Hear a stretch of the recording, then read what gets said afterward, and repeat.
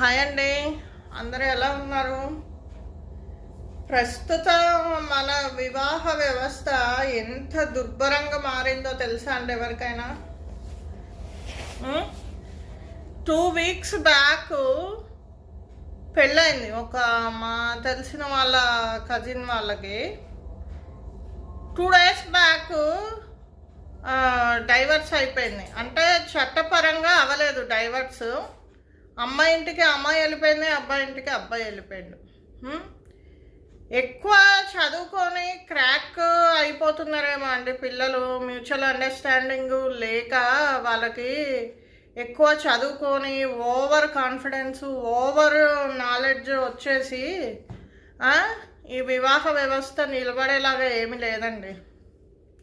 2 weeks కోసము ఎందుకంటే పెళ్లి చేసుకోవడం, కోట్లు ఖర్చు పెట్టి అమ్మాయి వాళ్ళు అబ్బాయి వాళ్ళు చుట్టాలందరూ రావాలి, వాళ్ళ టైము వేస్ట్, వీళ్ళ టైము వేస్ట్, డబ్బులు వేస్ట్.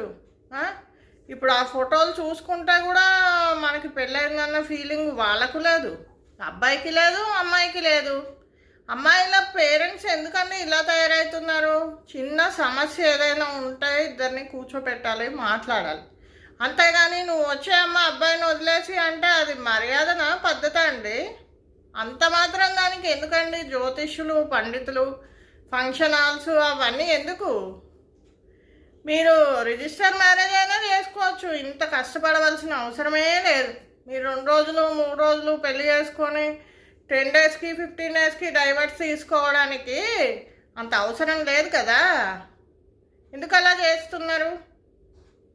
పెళ్ళి చేసుకున్నామంటే హ్యాపీగా ఉండండి, లేదంటే మానేయండి, కో లివింగ్ ఉండండి. ఎవరు కాదన్నారా ఇప్పుడు? అంతేగాని కోట్లు కోట్లు ఖర్చు పెట్టి వాళ్ళు చేసిండ్రని వీళ్ళు చేసిండ్రని వాళ్ళు, ఆ డబ్బులు ఏదైనా ఫిక్స్డ్ చేసుకోండి. రేపు పొద్దున్న మీకు జాబులు గీబులు లేనప్పుడు పనిచేస్తాయి.